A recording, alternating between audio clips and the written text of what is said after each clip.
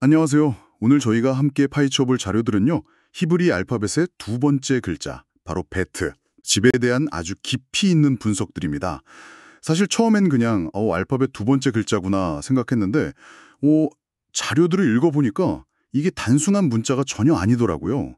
창조의 시작부터 우리 마음의 경계, 심지어는 그 내면의 집을 상징하는 뭐랄까 거대한 원형이었어요. 맞아요. 이번 분석의 핵심 질문은 아마 이거일 것 같아요.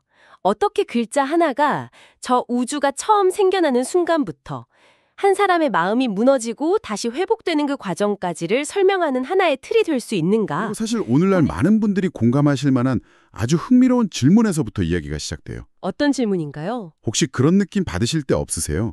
뭐 직장에서의 나, 또 집에서의 나, 친구들 앞에서의 내가 다 제각각인 것 같고 네네, 있죠. 진짜 나는 대체 누구지? 좀 모호해지는 그런 느낌이요. 정말 그렇죠. 마치 여러 조각으로 내가 막 나뉘어서 흩어져 버린 것 같은 그런 기분. 바로 그거예요. 가면을 계속 바꿔 쓰다가 정작 자기 원래 얼굴을 잊어버린 배우처럼요. 와, 비유가 정말 딱 맞네요. 이 자료가 바로 그 지점에서 질문을 던지는 겁니다. 우리는 도대체 어디서 길을 잃었을까? 그리고 그 해답의 실마리를 아주 오래된 지에 바로 이 문자들 안에서 찾고 있는 거죠. 우주를 담은 설계도라. 정말 흥미롭네요. 네, 이 자료들의 관점이 그래서 아주 독특해요. 문자를 그냥 소리를 표기하는 단순 기호로 보는 게 아니거든요. 그럼 어떻게 보나요? 글자 하나하나가 이 세상의 창조 원리, 그리고 그 안에서 우리가 어떻게 살아가야 하는지에 대한 거대한 이야기가 담긴 일종의 우주적 공식이라고 보는 거죠. 그렇군요. 그럼 오늘 저희는 고대의 지혜인 히벼와 또 내면을 비추는 분석 심리학 융이라는 두 개의 등불을 들고 탐험을 떠나는 거네요. 맞습니다. 흩어진 내면의 조각들을 모아서 온전한 나라는 그림을 맞춰가는 여정인 셈이죠. 어둠 속을 탐험할 땐 등불이 하나보다 두 개인 게 훨씬 더 입체적으로 볼 수 있으니까요. 바로 그겁니다. 좋습니다. 그럼 그 탐험의 지도가 되어줄 네 가지 기둥부터 짚고 넘어가야 할 것 같아요. 자료에 나오는 알레프, 티쿤, 히브리, 융 학당. 이 이름 안에 오늘 이야기의 핵심이 다 들어있는 것 같더라고요. 네, 알레프, 히브리, 융, 그리고 티쿤 이렇게 네 가지죠. 네. 알레프는 첫 글자니까 시작과 근원. 그렇죠. 그리고 히브리는 수천 년을 이어온 영적인 지혜를 뜻하고요. 융은 그 지혜를 우리 내면에서 발견하도록 돕는 심리학의 지도라고 할 수 있겠죠? 여기까지는 어느 정도 짐작이 가능한데 네 번째 기둥인 티쿤이라는 단어가 저는 좀 생소하면서도 확 와닿았어요. 아, 티쿤요? 회복 또는 수선을 의미하는 히브리어라고 설명되어 있는데 이게 그냥 개인의 상처를 치유한다 이런 수준을 넘어서는 개념이더라고요. 맞아요. 바로 그 지점이 핵심입니다.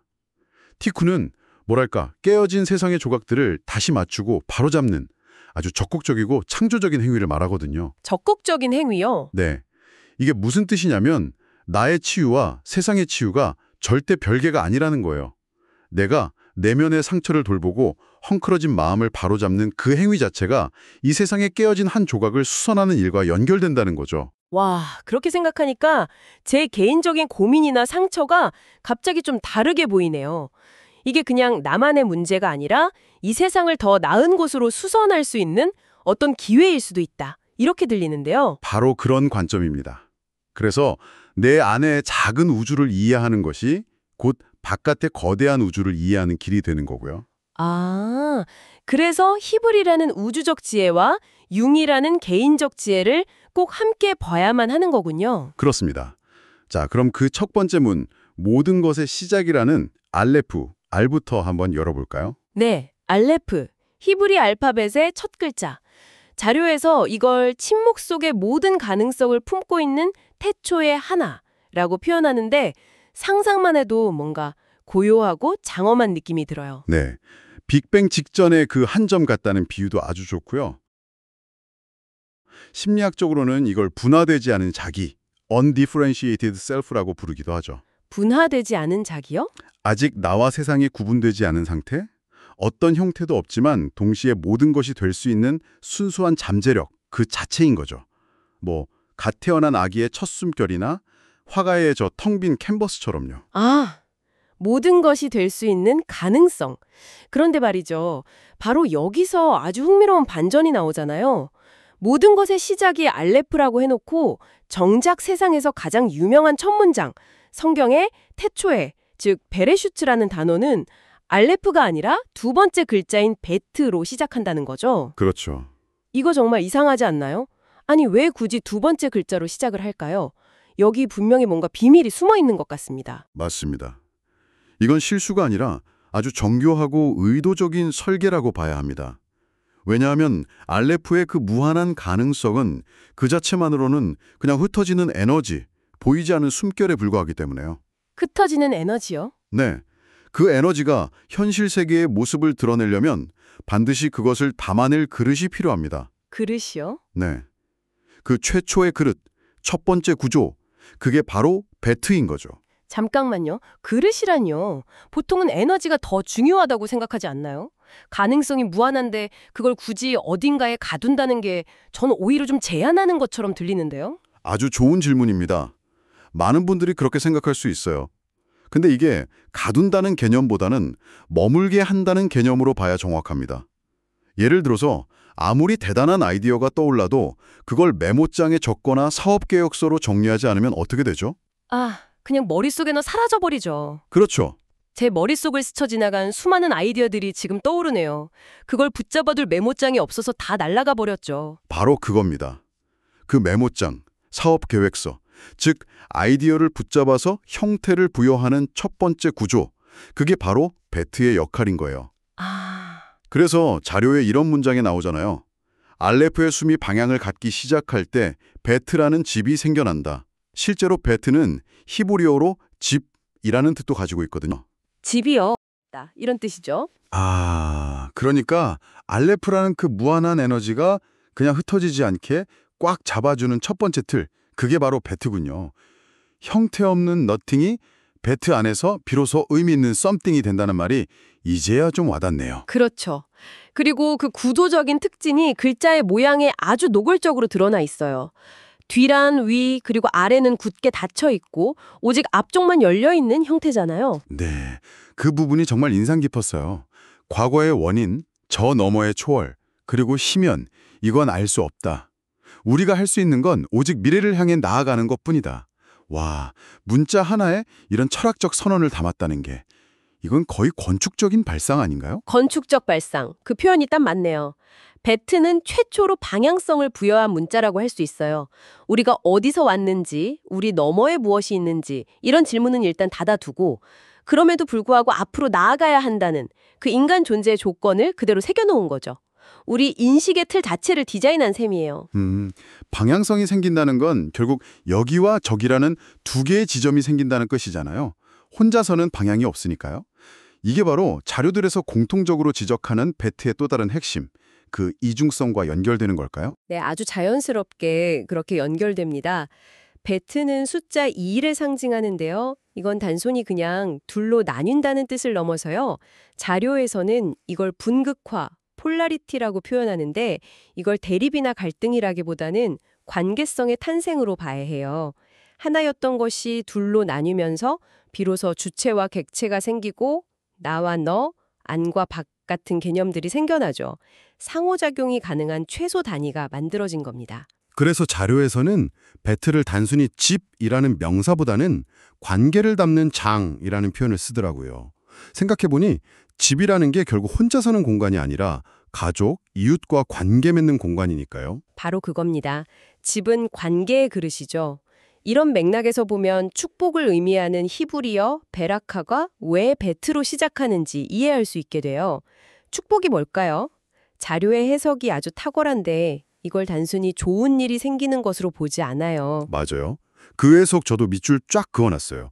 축복이란 방향 없던 흐름이 안정적으로 머무르기 시작하는 지점이라고요. 갈 곳 없이 또 돌던 알레프의 그 무한한 빛이 베트라는 정박지를 만나서 비로소 목적지를 갖게 되는 것. 그게 바로 축복의 본질이라는 거죠. 와. 그렇죠. 내 삶에 의미 있는 구조가 생기고 내 에너지가 머물 곳이 생기는 상태. 그것이야말로 가장 근원적인 축복이라는 겁니다. 무한한 가능성도 좋지만 그게 현실에 뿌리 내릴 집이 없다면 공허할 뿐이니까요.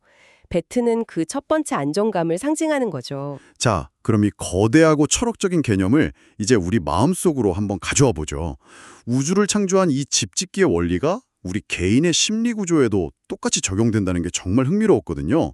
자료에서는 융심리학의 개념을 빌려서 배트를 자아용기, 이고 컨테이너의 원형이라고 설명하더라고요. 네, 끝없이 펼쳐진 무의식의 바다, 그러니까 알레프의 상태에서 나라는 섬이 처음으로 떠오르는 순간을 상징해요.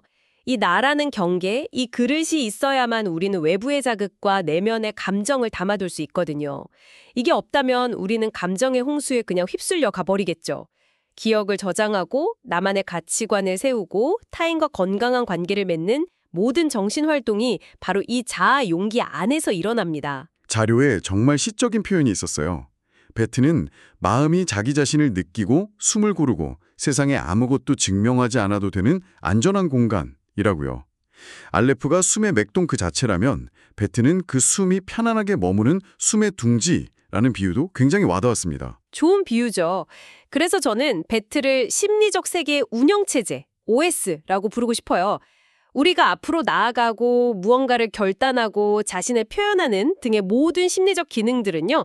그 이전에 안정적으로 머물 수 있는 바탕, 즉 배트만 있어야만 가능하거든요.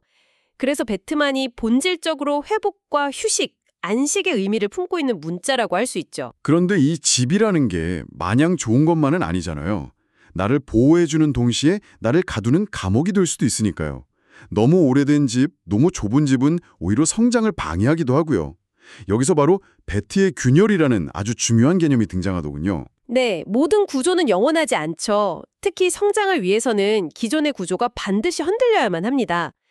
자료들은 이 균열의 두 가지 수준으로 나눠서 아주 명확하게 설명하고 있어요. 첫 번째는 가벼운 균열, 마이크로 크랙입니다. 아, 이게 우리가 일상에서 종종 느끼는 것들이더라고요. 평소보다 감정 기복이 심해지고 별일 아닌데도 외부 자극에 예민하게 반응하고 또 밤에 꾸는 꿈이 유난히 생생하게 기억나는 현상들이요.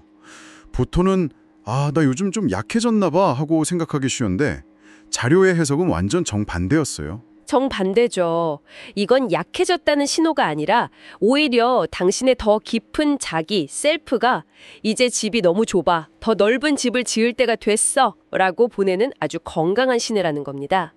성장 직전에 나타나는 필연적인 진동 같은 거죠. 울타리가 살짝 흔들려야 바깥에 새로운 공기가 들어올 수 있잖아요. 그렇군요. 그럼 심화 균열, 디프랙처는 상황이 훨씬 심각한 거겠네요. 네, 이건 차원이 좀 다릅니다. 이때는 감정이 통제 불가능하게 넘쳐 흐르는 감정의 범람, 이모셔널 플러딩이 일어나요. 저도 그런 경험이 있는데 마치 내 마음속 댐이 터져버려서 어떤 감정이 내 것인지조차 구분이 안 되는 그런 상태죠. 집중력은 바닥으로 떨어지고 내가 평생 나라고 믿어왔던 정체성이 아주 낯설고 해체되는 느낌을 받게 됩니다. 이건 그냥 집이 좀 낡은 수준이 아니라 아예 재건축이 필요하다는 통보처럼 들리네요. 기존의 나로는 더 이상 살아갈 수 없다는 선언 같기도 하고요. 정확해요. 그래서 이건 단순한 파괴가 아니라 새로운 탄생을 위한 필수적인 해체 과정입니다. 자기는 늘 지금의 나보다 더 큰 존재가 되기를 원하고 그 새로운 에너지를 담기 위해서 기존의 배트, 즉 자아는 한번 무너지고 더 크게 다시 지어져야만 하는 거죠. 연금술에서 말하는 죽음과 재생의 과정이 심리적으로 일어나는 겁니다. 그렇다면 이 균열이 생길 때 그 틈으로 무의식에 있던 것들이 올라오는 현상도 있겠군요. 자료에서 차디 경로를 언급하면서 울타리, 배트가 흔들릴 때 억눌렸던 진짜 나의 감정, 차디가 올라온다. 이 설명이 흥미로웠어요. 바로 그 지점이에요. 평소에는 자아라는 경계가 너무 단단해서 무의식의 목소리를 잘 듣지 못하거든요. 하지만 배트의 균열이 생기면 그동안 이런 건 느끼면 안 돼? 이런 건 원하면 안 되라며 억눌러왔던 진짜 욕구와 감정, 오래된 기억들이 의식의 수면 위로 떠오를 기회를 얻게 됩니다. 그래서 이 시기는 고통스럽지만 동시에 진짜 나를 만날 수 있는 절호의 기회이기도 한 거죠. 알겠습니다. 그럼 이 필연적인 붕괴와 혼란의 시기를 겪고 난 후에 우리는 어떻게 더 넓고 새로운 집을 짓게 되는 걸까요? 자료에서 제시하는 회복의 과정이 굉장히 체계적이던데 그 첫 단계는 뭔가요? 혼돈 속에서 질서를 찾아가는 과정이죠. 자료는 4단계의 흐름을 제시하는데 첫 번째 단계는 단연 감정 정리입니다. 일단 댐이 터져서 온갖 감정들이 쏟아져 나왔잖아요. 그럼 이제 그 진흙탕 속에서 하나씩 건져 올리는 거예요. 아, 이 분노는 사실 슬픔이었구나. 이 불안은 사실 새로운 것에 대한 기대감이었네. 이렇게 감정의 홍수 속에서 하나하나 이름표를 붙여주고 제자리를 찾아주는 과정이 반드시 필요합니다. 감정의 폭풍이 어느 정도 정리되고 나면 그 다음은요. 무너진 울타리를 다시 세워야 할 텐데요. 맞습니다. 그래서 두 번째 단계가 바로 새로운 경계 재설정입니다. 이전의 낡은 울타리는 이미 무너져서 기능하지 않거든요. 이 시기에는 자연스럽게 인간관계에도 변화가 생겨요. 예전에는 억지로 맞춰주던 관계를 더는 참지 못하게 되거나 일과 삶의 균형을 잡기 위해 새로운 규칙을 세우는 등 타인과 세상에 대해 건강한 거리감을 다시 설정하게 되죠. 나라는 땅에 새로운 경계선을 긋는 작업이에요. 외부의 경계선을 다시 긋고 나면 이제 집 내부 공사를 할 차례겠네요. 그렇죠. 그게 바로 세 번째 단계인 내적 구조 재구성입니다. 삶의 우선순위가 바뀌고 세상을 보던 관점이나 사고방식이 재편되는 시기죠.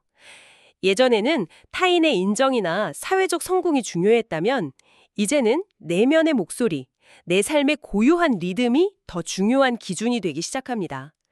가구 배치를 완전히 새로 하는 것과 같아요.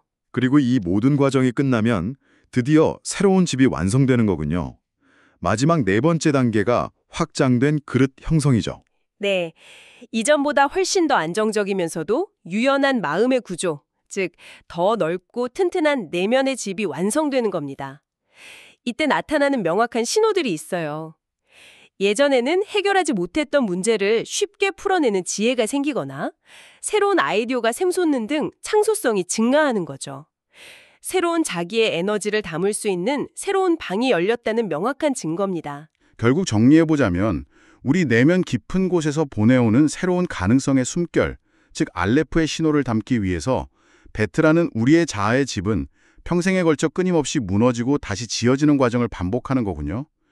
융이 말한 개화사 과정이라는 게 바로 이 알레프의 신호가 베트라는 집안에서 나의 구체적인 삶의 형태로 자리 잡는 과정이라고 봐도 되겠네요. 와, 완벽한 정리입니다. 개성화라는 그 추상적인 개념을 베트의 상징을 통해서 아주 명확하게 설명해 주셨어요. 깊은 내면에서 올라온 새로운 생명력, 알레프가 나의 의식적인 삶의 구조, 베트 안에서 안정되고 통합되면서 점점 더 나다운 삶의 모습으로 구체화되는 흐름, 그 역동적인 과정 자체가 바로 개성화라고 할 수 있겠습니다. 오늘 저희는 히브리 문자 베트 하나를 가지고 우주 창조의 첫 순간부터 우리 마음 가진 깊은 곳의 재건축 과정까지를 따라가 봤습니다. 베트는 그냥 네모난 글자가 아니라 우리가 존재하고 관계를 맺고 상처받고 또 성장하는 모든 과정의 바탕이 되는 공간 그 자체였습니다. 그래서 만약 지금 당신의 삶이 흔들리고 있다면 그건 실패나 약함의 증거가 아닐 겁니다. 오히려 당신의 더 깊은 자아가 더 큰 가능성을 담기 위해 더 넓은 공간을 간절히 원하고 있다는 가장 강력하고 건강한 신호일지 모릅니다. 기존의 벽에 기꺼이 금이 가야만 더 넓은 집을 지을 수 있으니까요. 그렇다면 마지막으로 이 질문을 당신께 남겨드리고 싶습니다. 지금 당신의 내면의 집은 어떤 상태인가요? 혹시 어딘가에 균열이 생겼다면 그 틈으로 당신의 더 깊은 자아는 어떤 새로운 모습으로 집이 확장되기를 바라고 있는 걸까요? 그 속삭임에 한번 귀 기울여 보는 건 어떨까요?